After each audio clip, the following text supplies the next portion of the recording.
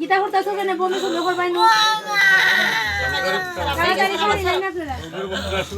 তাড়াতাড়ি ছাড়ি লাইন